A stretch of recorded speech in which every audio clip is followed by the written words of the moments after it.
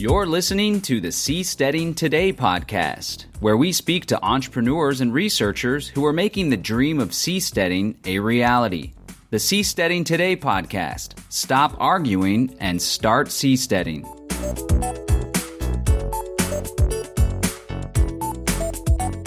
Welcome, Seasteaders. Today I'm talking with Grant Romundt, the CEO of Ocean Builders, the company that built the first seastead off the coast of Thailand and is now building in Panama.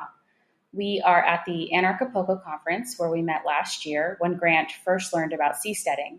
Grant has been working behind the scenes at Ocean Builders. The exciting story of Chad and Nadia can be followed on the First Seasteaders video series on YouTube, so we won't spend much time talking about that.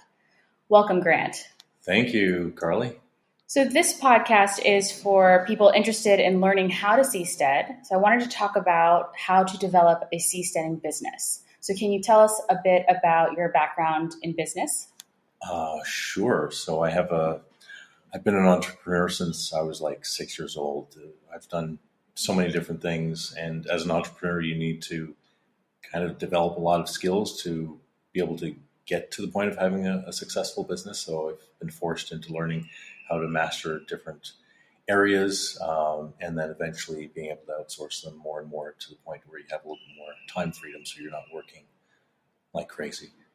I have a software development company right now that we build software for the beauty industry for a lot of the large beauty industry companies like Wella, Professionals, Clairol, OPI, and many others. And so that's kind of where I came from and have a lot of technical background. I wrote my first software program when I was 8, so I'm very technically and kind of usually ahead of the curve for technology. So a lot of the innovative things we're working on putting inside the next Seastead is a lot of the tech that I've been researching for the last year. Okay, we will definitely get into that. But first I want to talk a little bit about last year at Aquaculture when you first learned about seasteading and saw the video about Chad and Nadia putting their seastead off the coast of Thailand. So can you tell us about your reaction to that and seeing that video of what they had done?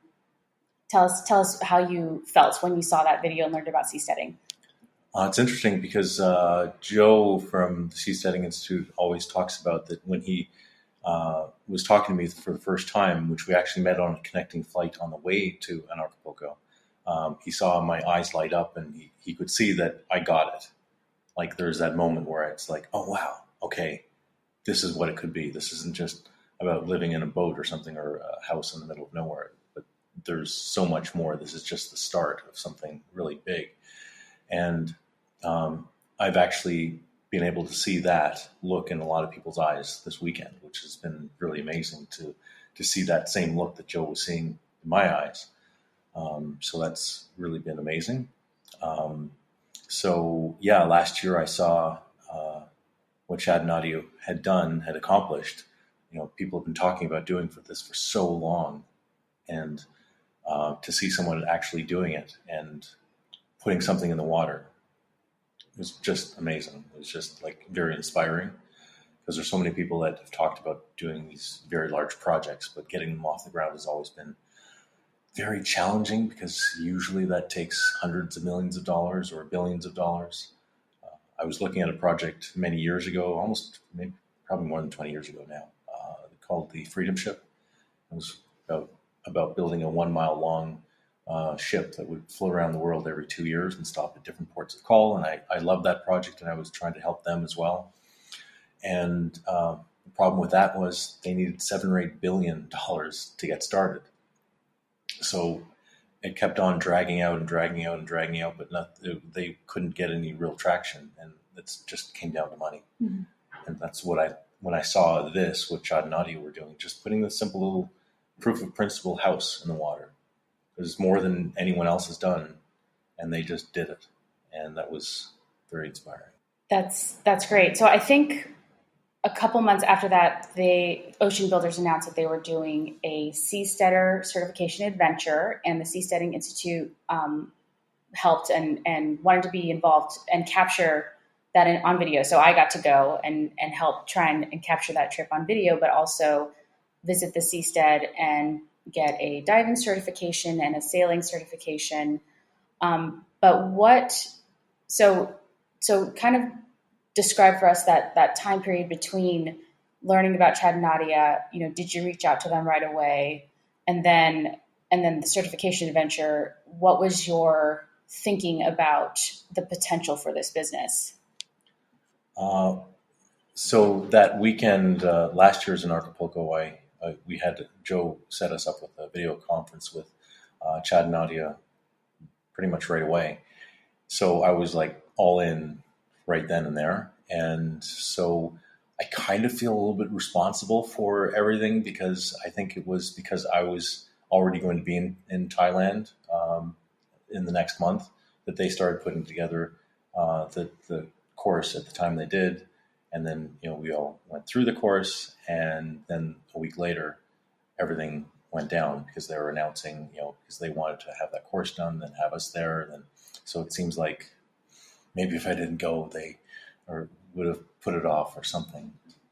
Well, I'm glad that you did, because it was an amazing experience for me, and I'm so glad I had the opportunity to go to Thailand and see Ixley, the first Seastead. And while we were in Thailand together, we had a lot of conversations about the stages of the community and what we wanted to see and what were the best businesses to start so that we could start growing the seasteading community out there. So, I think you're different from a lot of the people who first learned about Chad and Nadia, because it seemed to me that you immediately had you didn't just see the house as it was. You saw, especially with the design aspects and what it could be. And it seemed like you took action right away to make what your vision was of the future seasteading homes a reality. So can you tell us about that? And, where do you think that vision came from? And how did you see the path forward? And when we were in Thailand, what were some of the businesses, and what did you see the path forward for it in Thailand while we were there? Okay. So my first thinking went actually just 1 year ago at the conference was that this was amazing and I wanted to be part of it. And it was Thailand that was so far away from my home base in North America that it seemed like I could go, but I wouldn't be able. I could go for a couple of weeks at a time every couple of months, but it would be too much for me to move there. And then I was sitting watching Joe speak, and I was thinking, well, it would make so much more sense if we had like co-ownership or partial ownership, that we could share one and bring down the costs and have a stepping stone to getting there.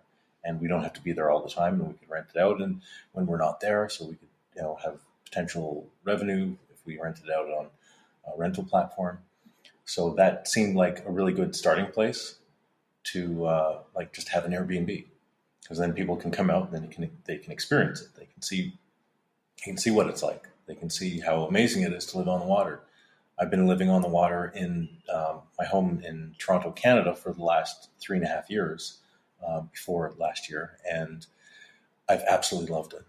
I've always been kind of a water baby, but I loved waking up in the morning and being able to walk downstairs and get into the kayak or get on the paddleboard and go watch the sunrise at 6 o'clock in the morning or whatever time it was, or go watch the sunset, or paddle to the little beach that we had and have a little picnic with friends. And it was just, to me, it was such an amazing way of living. I just loved it. And I saw my friends living on land, and it's like, why would you want to do that? It's not as beautiful, and it doesn't have the same benefits or the luxury or the lifestyle benefits. And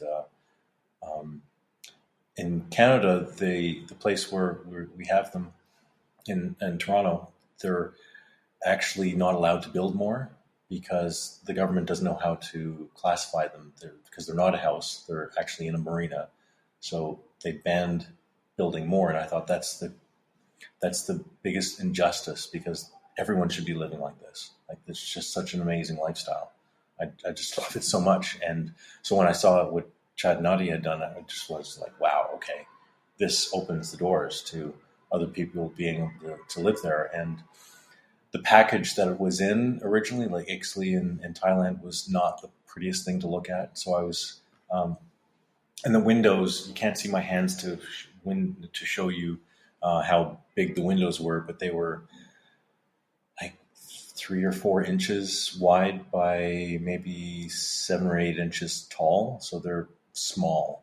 And in my house, in my floating house in Toronto, we had fairly decent sized windows and some large sliding glass doors windows.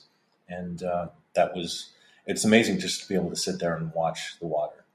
And I was always telling friends, I could just sit and watch the water flow by for hours or days, and either working or just sitting, drinking, and hanging out with friends, or just enjoying it, just relaxing. And so I love that, and to be able to recreate that, but give that same experience to other people is amazing. And so I was like, the whole week, Seasteading week, I was Seasteading certification course. I was pushing mostly Rudy to have bigger windows, and they said, well, the next version has much bigger windows.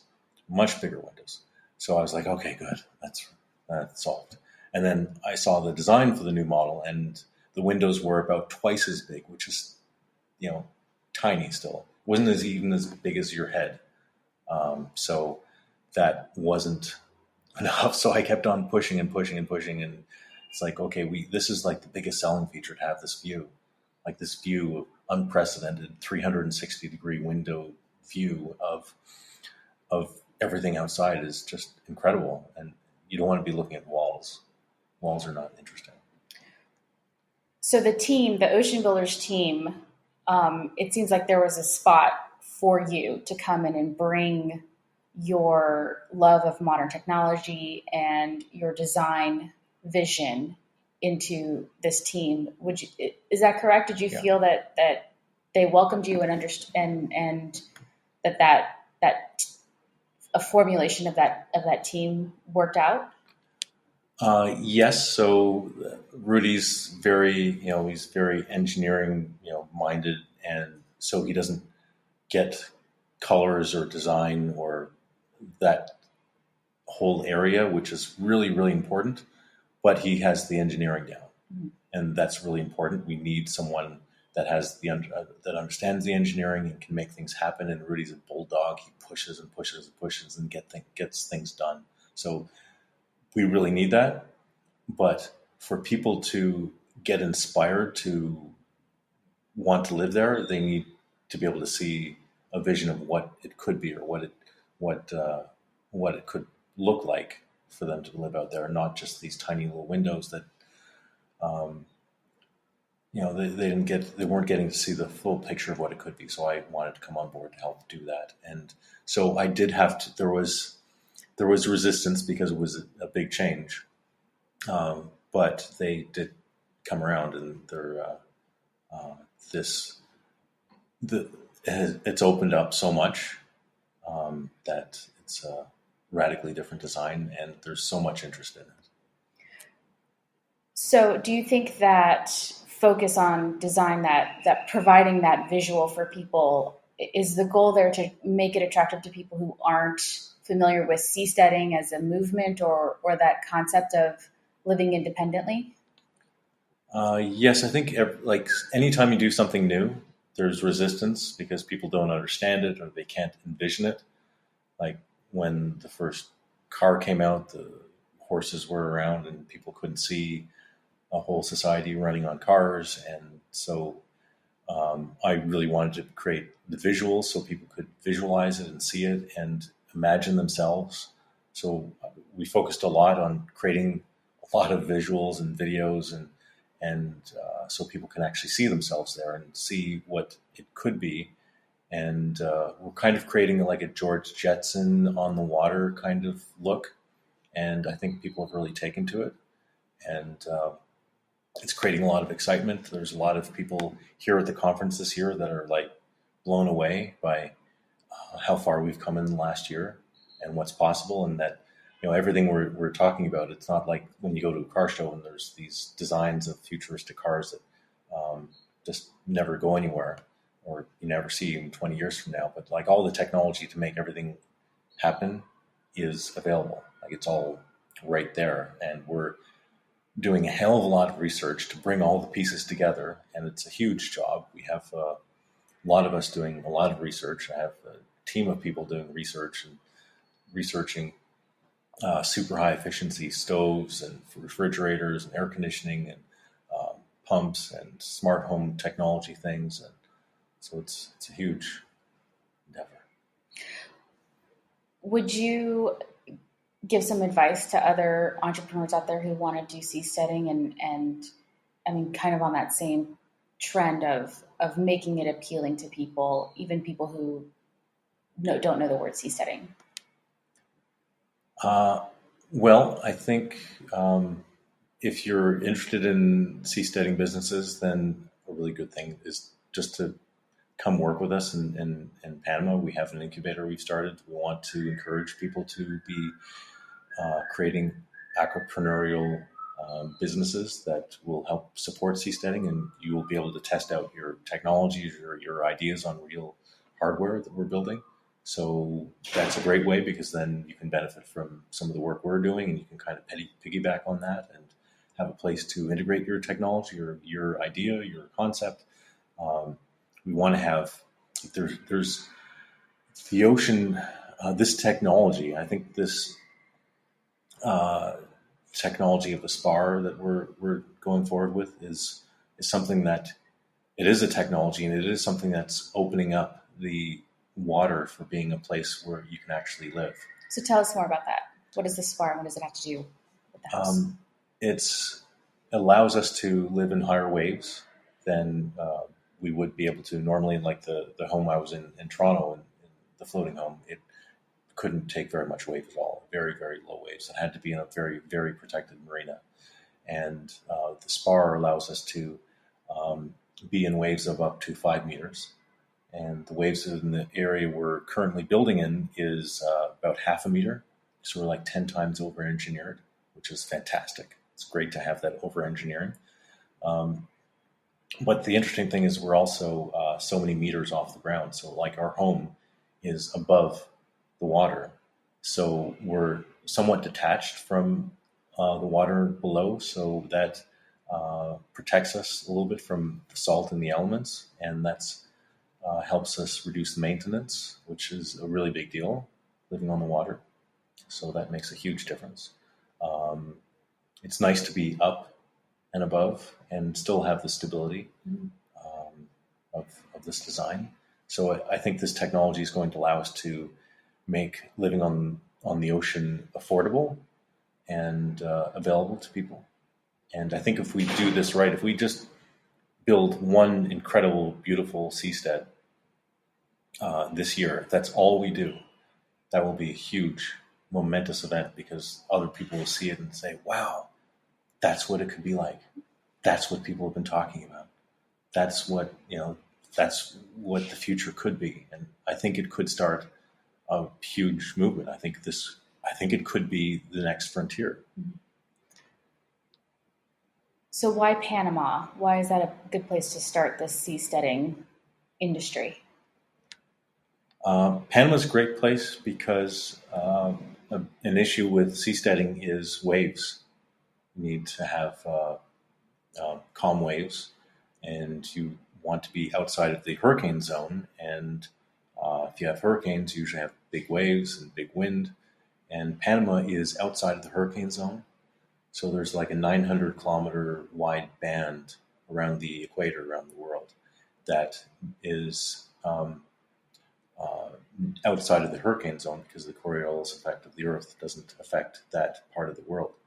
So Panama is in that range, and it's in that zone, so it's the perfect place. It's on land. It's closer to North America. It's close to my home base, so it was a no-brainer for me to be there. And it's a very open country for innovation. They like to support innovation. The new government that just came into place back last July is really wants to support new innovations. They want to support particularly businesses that are big on aquaculture. And we have both those things going for us. So I want to talk about two things you just mentioned. So can you tell us more about the Ocean Builders company and the company's relationship with the Panama officials?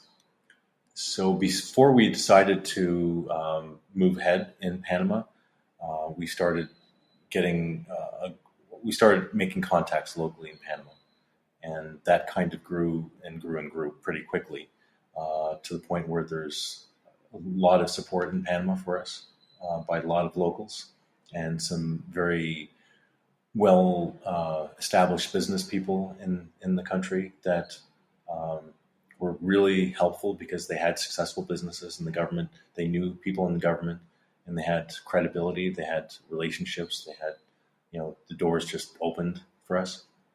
So we spent maybe a month organizing the first trip, and we had meetings.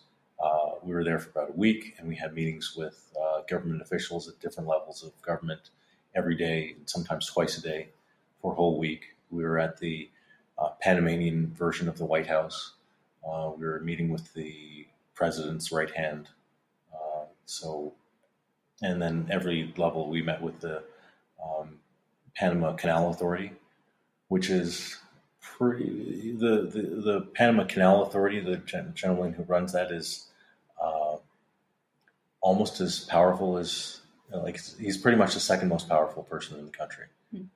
Because the Panama Canal is the most prestigious. It's the thing that Panama is known for, is the canal, and it's what's put them on the map, and it's one of the biggest revenue generating things in the country. So the manager of that is very, very important, and he loves what we're doing. And they're open to people coming from other countries to start businesses there. Is that right? Yes, Panama is really open for business. They have something called the Friendly Nations visa, so they make it really easy for entrepreneurs from other countries to come to Panama, start a business, and use Panama as your base of operations. That's how I first got involved with Panama, because I was actually out on Acapulco 2 years ago looking for looking to set up my second residency. And I found someone that introduced me to a lawyer there, and then I got my residency. And then it just happened to be that Chad and Nadia came to Panama. That was just the perfect place for them to come for many reasons. And so as they were getting on the plane, I said, okay, here's my lawyer. He can get you set up with residency. Here's a place. Here's an Airbnb. This is the best place for you to stay. And here's a driver that can drive you around and take care of you and make sure you're all set up. And so it just was like boom, boom, boom, boom. Everything just lined up. Mm-hmm. Cool. I also wanted to ask you about aquaculture. So what are the plans for Ocean Builders to integrate aquaculture, and Panama is open to that kind of development, that kind of business development? Yeah, so that's something that I'm really interested in. Of course, I want Ocean Builders to be successful as a business, but I kind of have my own personal thing. I saw what Ixley, the original Seastead in Thailand, was doing with becoming an eco-sustainable habitat, becoming a habitat for fish and for the ecosystem. It was just amazing what had happened in just 2 months of Ixley, or the original Seastead, being in the water in Thailand. There was just thousands and thousands of fish. It was like overwhelming. I've never seen so many fish in a small area, even though we were scuba diving for the 3 or 4 days previous to that. Mm-hmm. I hadn't seen so many fish as I did that in that 20 or 30 minute dive. And the Seastead became a habitat, and I was underwater, maybe 15 meters below the surface of the water, and there's the bottom of the ladder was actually open. It was actually like cut open, and there's this little fish that had its head popped out. It was peeking out, and it was like, wow, that's really interesting. And Chad and I were joking afterwards, it's like a fish hotel. It's like we should have a fish hotel on the Seastead and have places for fish to live. And then that idea kind of evolved to the point of like, let's actually engineer something. Let's make this into a conscious thing that we're doing, not just let it happen by accident. Let's and see what we can do to make it a better place for fish and for coral. So there's some really cool technologies in that regard that we're doing a lot of research with. We have a marine toxicologist coming down to our incubator, hopefully in the next week. And he's going to start just hacking the ocean. And he is going to help us figure out how to bring life back to the area we're in right now. The coral has really been compromised. 7 years ago it was beautiful. It was an oasis. And now you go down there, it's pretty depressing what's left. So he's going to help us set up some projects and see what we can do to bring the ocean back. Very cool. Very cool. So let's talk about all of the cool tools and the bells and whistles that are going to be in the next version of the Ocean Builder SeaPod. So what are some of your favorite things that you guys are working on? I guess my favorite thing changes depending on when you're talking to me, because and it may change from week to week because there's so many things we're working on. The latest thing I'm really excited about is the walls. Like, people have been asking, how are we going to make these walls? If you've seen the designs with the all curves and white walls with the black lines, random lines moving through the house, like, how are we going to make those? And the architect or aquitect we were working with, Ken Olthaus from Netherlands, helped us. He actually led us in the right direction, but I've been so overwhelmed. There's just so much to do that I didn't have time to fully look into it. He recommended a product called Corian, which is made by DuPont, and it's 30% acrylic and 70% natural minerals. And when you heat it to 300 degrees Fahrenheit, or 180 or something Celsius, I think, then it becomes moldable. It's called thermoforming. Then you can actually mold it into whatever shape you want. So we can take this material that has the feel of like a stone. It's a really nice, high quality material that feels amazing in your hand. And so we want to make the walls with this. We want to make the floors and the ceiling with this. So the house has a really solid feel. So it feels like you're grounded on earth in a solid home, instead of like when you knock on the walls, it feels like it's hollow and there's nothing there. We want to have something that feels like a real home, that feels solid, feels like it's on land, and feels incredible and beautiful. And then we're partnering, or we have a collaboration with Mario Romano, who has a technology to put texture onto the walls. So you can now engrave these really beautiful patterns onto the surfaces, and have these designs in the walls kind of come to life in a way that is really very unique. And you can also do with them is go one step further and have backlighting on them, so the walls actually are have this glow to them, which is really cool.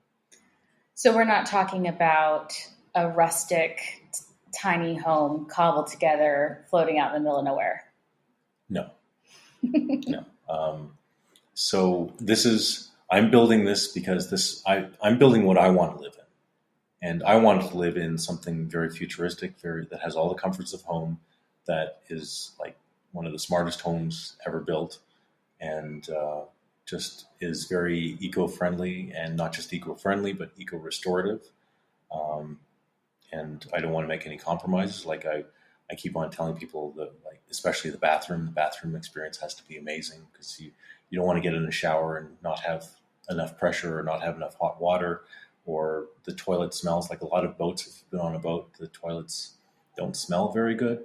So that's usually because they're using salt water in the toilets, and that causes urine to smell really bad. Mm. So we want the bathroom experience to be top notch, and every other experience to be top notch. All right. So what's the overall business plan for Ocean Builders going forward? Right now, we are building our manufacturing plant to build SeaPods, and by the time we return to Panama, we should have the first layer of concrete fully poured, and then it's going to take about 30 days for the foundation to harden and settle, and then we can put the foundation over top. We can put the building structure over top. So business plan moving forward, we're all in, all of us. We're working very long, crazy hours to try to bring this to the world, and we expect to have the first Seastead in the water in the middle of the summer, maybe sooner. So we might not have all the bells and whistles on it, but it will be something where you can come and physically stand in a SeaPod and experience it. Well, and I'm not sure, did we talk about the 3D printer and how that makes this design possible? So I don't think we did yet. So we are getting we have a custom-made 3D printer. It's 20 feet by 16 feet by 8 feet tall. So it's bigger than a lot of rooms. It's just massive. We can 3D print parts that are 2,560 cubic feet in size. So it's just really big. And so we're able to print a small house with it, and we're going to do that. We're going to print it in sections because it will take several of those kind of size pieces to build a house. Mm-hmm. And it's allowing us to do some things that we wouldn't be able to do any other way, or we wouldn't be able to do it affordably. And it's just opening up a lot of doors. I think years ago we heard that the 3D printing revolution was going to change the world. But so far it hasn't really seemed like it's done that. It hasn't lived up to that. But I'm kind of on the inside now, and I'm seeing what's going on. And it's just getting to the point. It's just right on the edge. We're going to go over the edge really soon. And then it's really going to, I think, blow us away what this is going to do. So some companies are already 3D printing concrete homes. For very, very reasonable prices. Mm-hmm. And so we're making 3D printed homes on the ocean. All right. So tell us a bit, to wrap up, how can people get involved, and what are the different ways that people get involved? Can they contribute money? Can they come live and talk and remind us about the incubator and how to get involved with the incubator? Okay, so if you're passionate about this and you want to help out and you want to be part of the new frontier that's evolving and that's growing out of the sea, then we'd love to hear from you. You can go to oceanbuilders.com, make sure you sign up for our newsletter, and we'll keep you informed on what's going on so you'll know everything that's going on. Contact us on email at info@oceanbuilders.com. And we also have an incubator link to sign up for our incubator if you want to jump on a plane and come down and help us build something amazing. If you have different skills, we need skills of every kind to make this happen. We need people, social media people, we need people with marketing, we need people that are fiberglass experts, welders, underwater diver welders, 3D printing experts. We want 3D printing people that can hack our machine and make it better and better and better, because there's so many material options we have that are available, and there's new things coming available for 3D printing tech that we need someone that's just hacking the printer and just doing some really cool things with it, and coming up with new materials and new things we couldn't even think of a couple of years ago or a couple of months ago. Yeah. So we'd love to have you come down and participate, be part of the wave. And how can people start purchasing their home and renting and doing a share?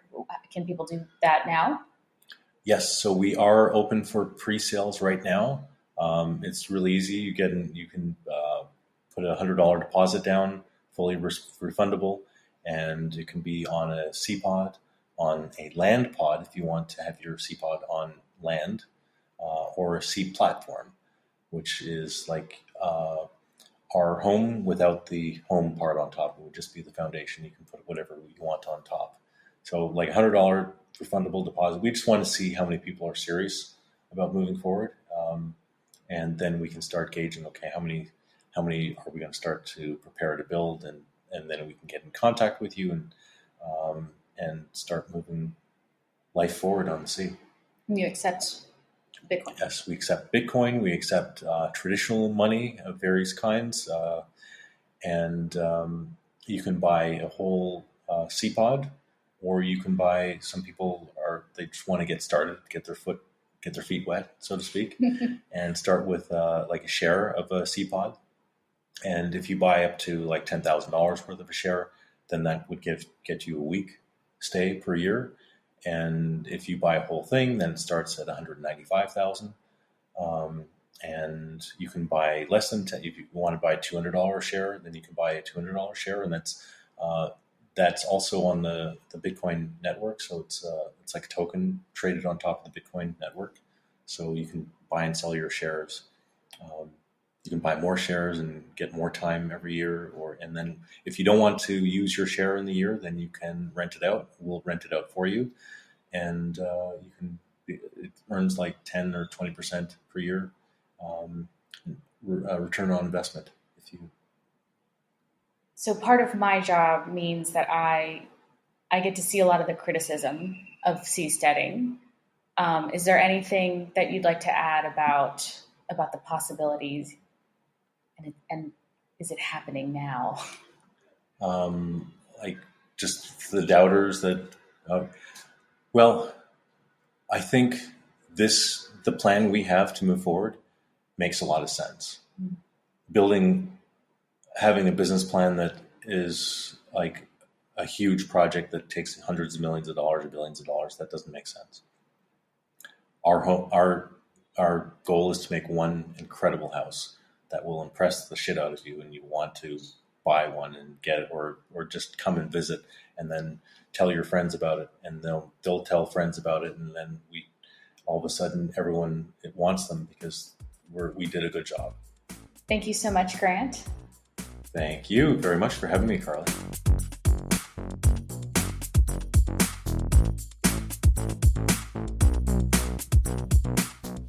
The Seasteading Today podcast is produced by John Bush. Your host is Carly Jackson. Send feedback and questions to podcast@seasteading.org.